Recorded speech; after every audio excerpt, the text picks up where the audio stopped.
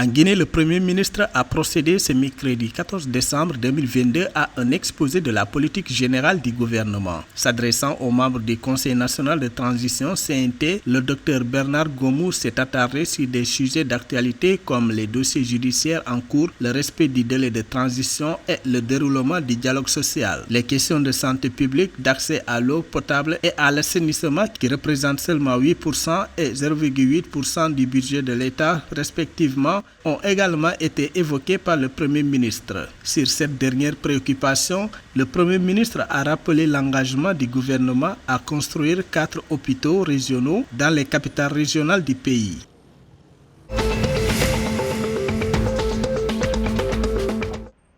La Côte d'Ivoire a lancé mercredi 14 décembre 2022 une opération d'affichage des prix plafonds de certains biens de consommation à Abidjan. Les mesures qui ont été lancées quelques jours avant les fêtes de fin d'année ciblent en particulier les magasins et les supérettes. Selon le Conseil national de lutte contre la vie chère, les crises en Russie et en Ukraine ont entraîné une flambée des prix alimentaires. Pour juguler ces pressions inflationnistes, le gouvernement ivoirien a plafonné les prix de certains produits du 16 novembre 2022 au 15 février 2023.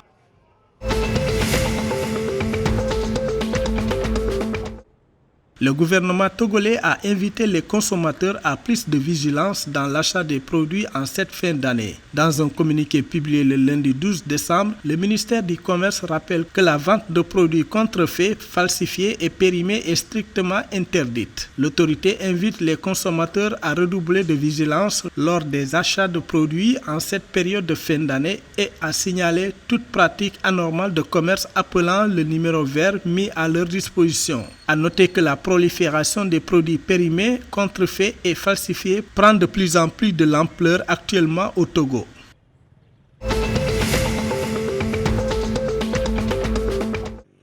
Suite à un accord avec le gouvernement malien, les syndicats de l'éducation signataires du 15 octobre 2016 ont décidé de lever leur mot d'ordre de grève de 72 heures, initialement prévu du mercredi 14 au vendredi 16 décembre 2022 sur toute l'étendue du territoire national. Les syndicalistes ont pu s'entendre avec les autorités pour éviter une crise scolaire dans le pays. Dans une déclaration du mardi 13 décembre, les enseignants ont annoncé la levée de mot d'ordre de grève qui devait commencer mercredi. Les syndicalistes protestent contre la non-application intégrale de la grille unifiée adoptée par ordonnance en juin 2021.